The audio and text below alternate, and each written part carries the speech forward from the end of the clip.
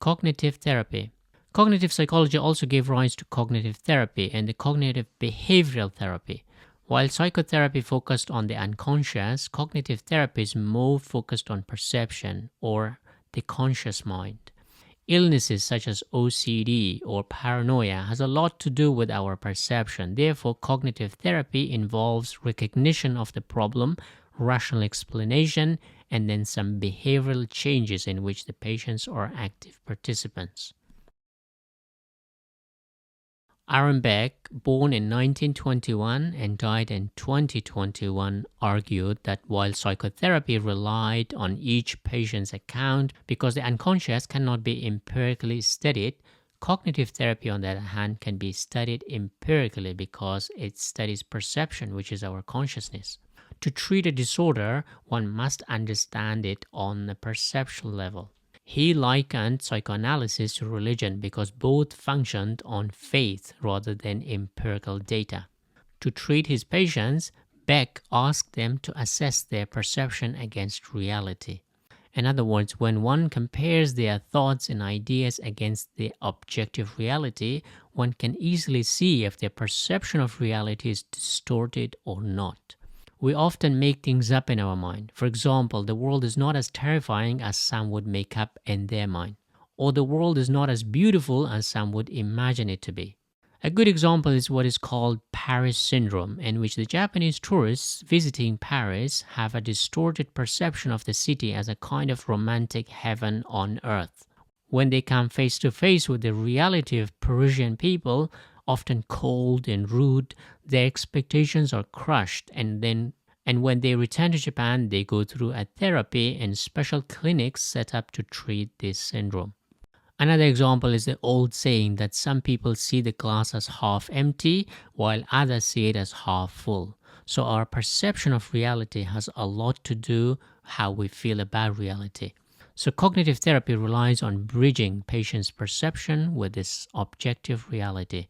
Beck famously said, "Don't trust me, test me." So to sum up, Beck had a problem with psychotherapy as it relied on something you couldn't test. So his cognitive therapy was based on perception and how you see the objective reality. To cure such disorders, one brings them back to reality and bridges perception with the objective reality. Fun fact, Aaron Beck lived to be 100 years old. So positive thinking and living in reality or surrounding yourself with positive people can influence someone and how they perceive the world and themselves. Another form of treatment has been mindfulness, especially meditation techniques and yoga, which have been trickling down from Eastern religions like Hinduism and Buddhism and Taoism. Since Eastern religions emphasize being in the present, fully aware and fully conscious, which can bring us down from our cloud nine world we have created inside our head. Mihaly Csikszentmihalyi, born in 1934 and died in 2021, was a Hungarian-American psychologist who emphasized what he called flow, somewhat akin to the Chinese philosophy of Taoism. When we are absorbed in activities we enjoy, we tend to forget time. Not just that, we feel a serenity that gives us clarity of mind. Since we are extremely focused, we also tend to forget our own existence. This he called the state of ecstasy. He wasn't saying that you get this state through drugs, but through work you enjoy the most.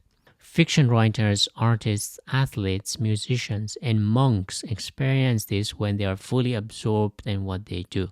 In other words, they almost transcend from their own body and move into a different realm of reality where mind is neither focused on the past or future, but solely focused on the present activity. How do you achieve this state of flow? One way to achieve it when you challenge yourself. For example, when you are engaged in an activity that matches your level of skill, but the task is slightly more challenging. If something is just too hard, where your skill is nowhere near it, it would make you anxious.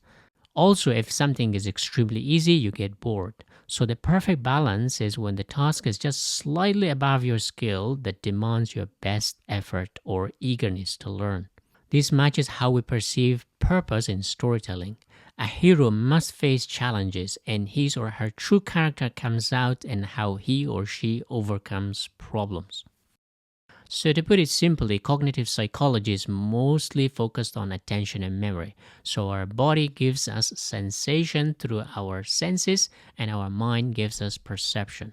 In other words, how we perceive reality can impact how you see the world and your own capability. So, cognitive psychology is a more positive approach compared to behaviorism and psychoanalysis. Why? Because for cognitive psychology, productivity was an important application of their work, while behaviorism blamed conditioning and psychoanalysis blamed the unconscious. Cognitive psychologists were interested in how to improve the mental productivity of an individual and make people more competent. It's no coincidence that cognitive psychology came about during the Cold War when the capitalist West wanted to show the socialist East that they had a more superior system of production.